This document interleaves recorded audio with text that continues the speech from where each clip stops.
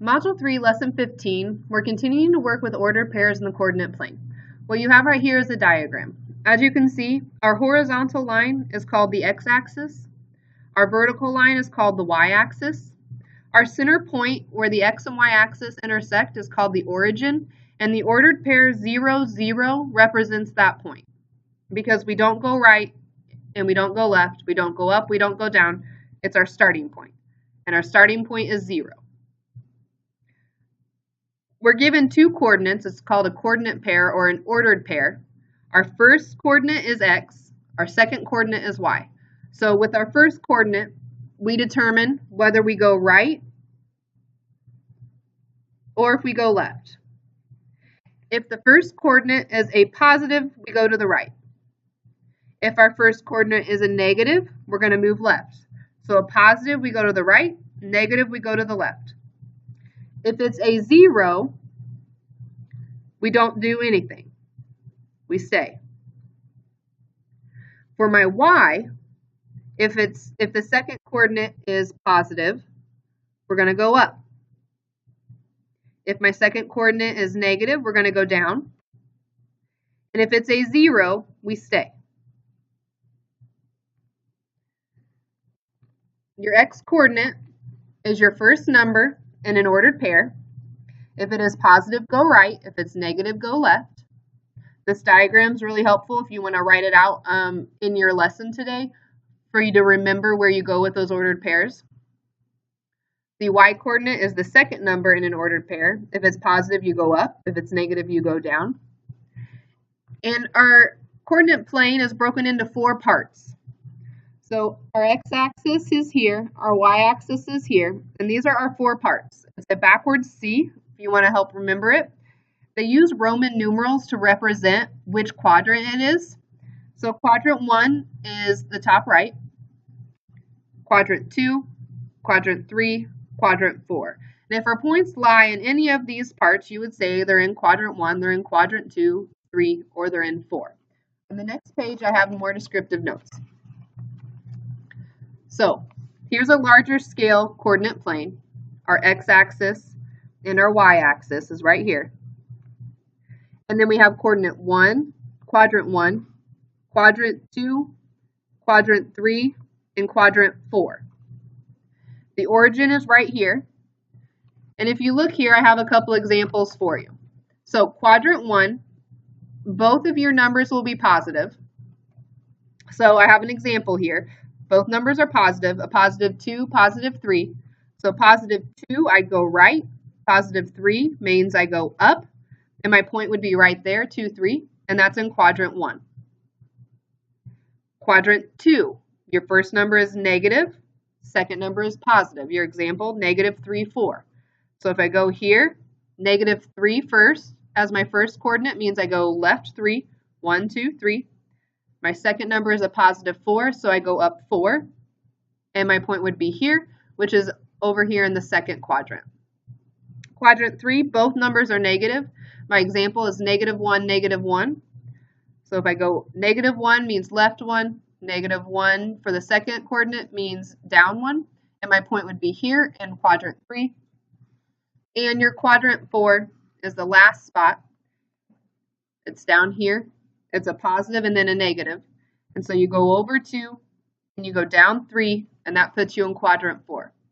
Really important that you remember, you always start with your first coordinate, do right or left or stay, and then you do your second coordinate, and that's up or down or stay. And remember, 0 means stay.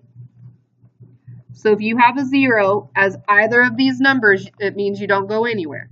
So if x is a 0, I'm going to stay in the origin and see what my y tells me to do.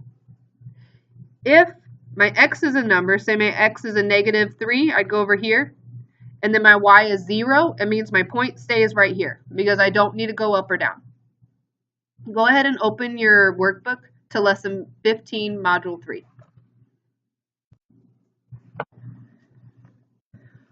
On the beginning of your lesson, I want you to go ahead and copy all of this down. I'm going to talk through it. So you have your horizontal axis, which is your x-axis.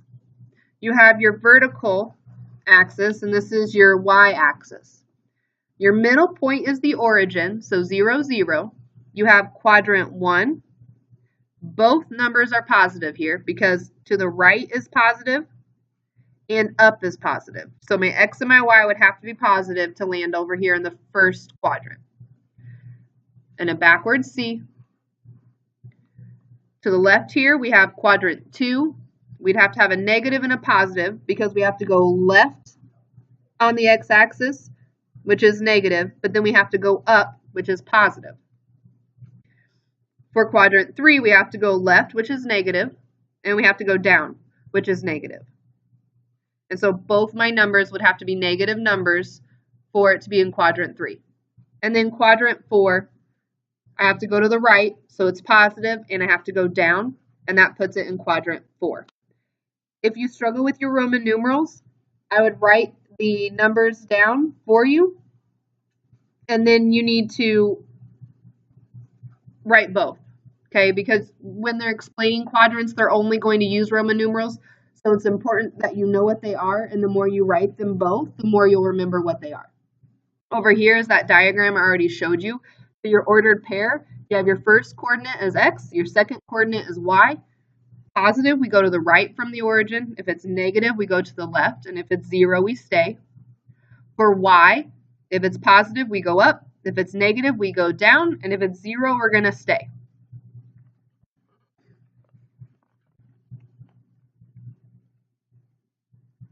All points on the coordinate plane are described with reference to the origin. What is the origin and what are its coordinates?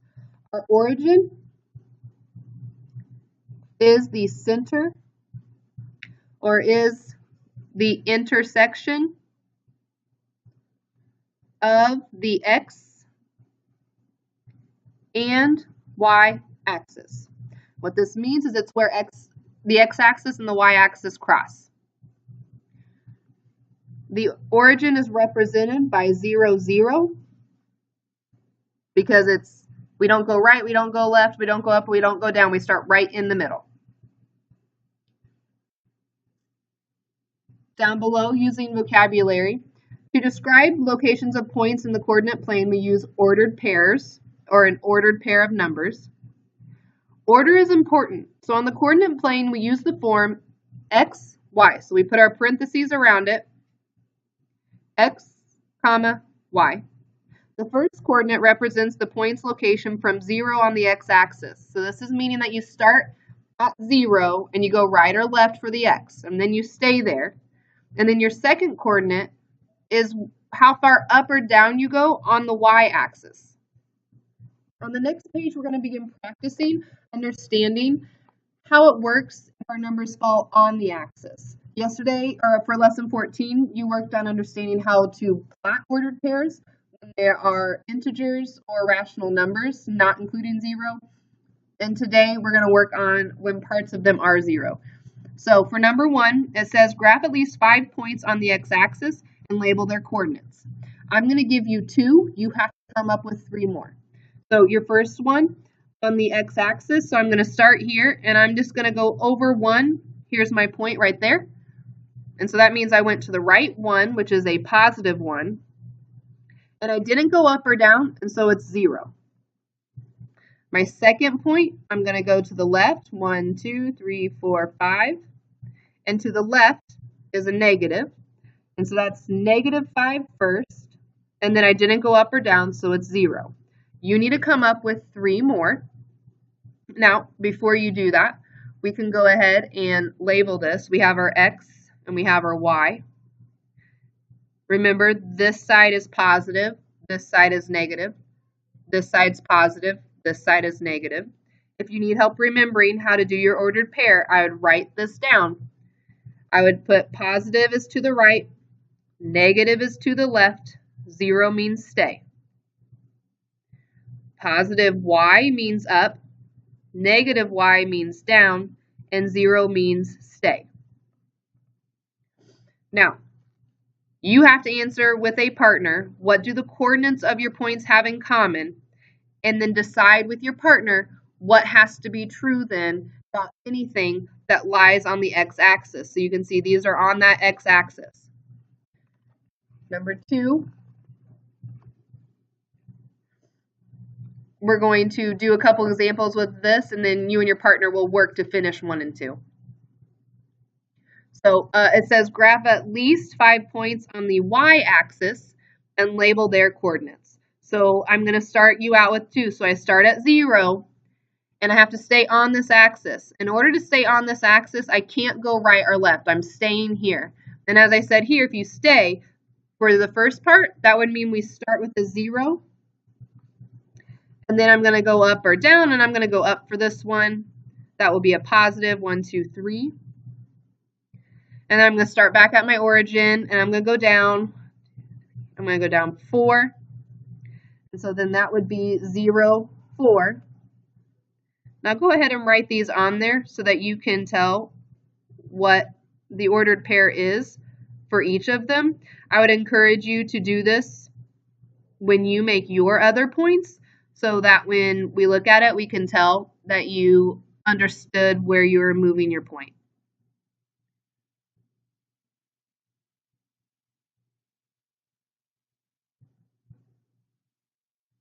Now, what I need you to do is make your 3 more points on the x-axis, see what they have in common, and then say what must be true.